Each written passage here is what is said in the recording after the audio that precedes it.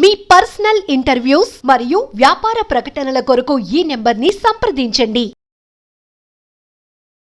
మనం టీవీ ప్రేక్షకులకు నమస్కారం. నా పేరు డాక్టర్ బిఏ వెంకటస్వామి. నా వయసు 87 సంవత్సరాలు. మా కుటుంబం ఆయుర్వేద కుటుంబం. వంశపారంపర్యం మాకు వస్తున్నది. చిక్కడపల్ల 50 ఏళ్ళ నుంచి మేము ఆయుర్వేదం క్లినిక్ నడుపుతున్నాం. తర్వాత ఏ రోగానికైనా కూడా ఆయుర్వేదంలో చికిత్సలు ఉన్నాయి. కాకపోతే అందులో కూడా వెరైటీ ఉన్నాయి. మూలికా వైద్యం, సిద్ధ వైద్యం, రసాయన వైద్యం, ఇలా రకాలు ఉన్నాయి.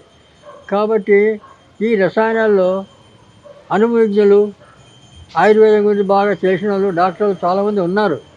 వాళ్ళ సలహాలు కొని వాళ్ళ దగ్గర మీరు ట్రీట్మెంట్ చేసుకుంటే మీకు ఏ ఇబ్బంది వచ్చినా, ఏ అనారోగ్యం చేసినా కూడా తక్కువైపోతుంది, సులభంగా అవుతుంది, ఖర్చు తక్కువ అవుతుంది. మీరు ఊరికే అలోపతి అని హాస్పిటల్కి పోతే ముందు ఫీజు కట్టాలా, తర్వాత స్కానింగ్ అంటాడు.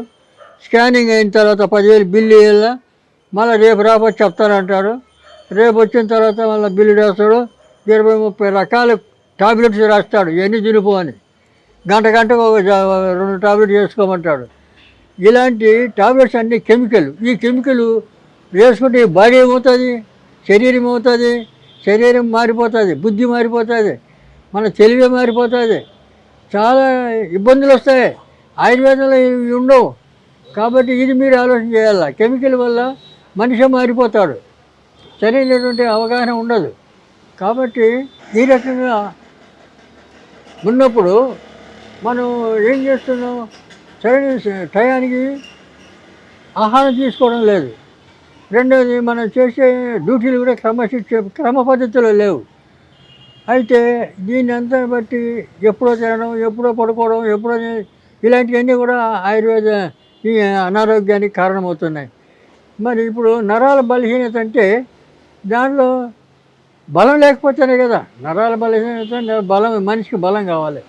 బలం కావాలంటే మాకు పూర్వీకులు ఏం చేస్తారు, ఇప్పుడు మీకు చిట్కా చెప్తాను. అతిబల అంటే భారతంలో కూడా దాని ప్రస్తావన వచ్చింది. అది మొత్తం ఇంకోసారి చెప్తాను. అతిబల ఈ కట్టెలు బాగా ఒక 7 మందం ఉండే కట్టెలు, 5-6 కట్టెలు ఒక అడుగు పొడవు చేసి దాన్ని రాగి తీగితో చుట్టాలి. ఆ కట్ట చుట్టి పాలు, 1 లీటర్ పాలు పొయ్యి మీద పెట్టి ఆ పాలల్లో తిప్పుతుంటే అది ఆ పాలు గట్టిగా అయిపోయి పౌడర్ అయిపోతుంది. ఆ పౌడర్లో చక్కెర కలుపుకొని తినాల. మహాబలం. పిల్లలు కానీ పెద్దలు కానీ అందరూ వాడచ్చు. దాని పేరే అతిబల, ఎక్కువ బలం ఇచ్చేది. కాబట్టి ఇలాంటివి ఇంకా చాలా ఉన్నాయి. ఇప్పుడు ఎగ్జాంపుల్ ఒకటి చెప్పాను. కాబట్టి అలా వాడచ్చు పిల్లలు కానీ పెద్దలు కానీ. నరాల బలహీనత ఉండదు ఇవన్నీ తింటే. అది కాకుండా ఇంకా చాలా ఉన్నాయి. డ్రై ఫ్రూట్స్, బాదం, పిస్తా, ఎక్రూట్స్, తర్వాత సీమగోరంటి విత్తులు, ఇలాంటివి చాలా ఉన్నాయి.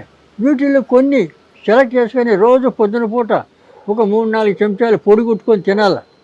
తింటే ఈ సత్వ బలము, నరాల సత్వ పోతుంది.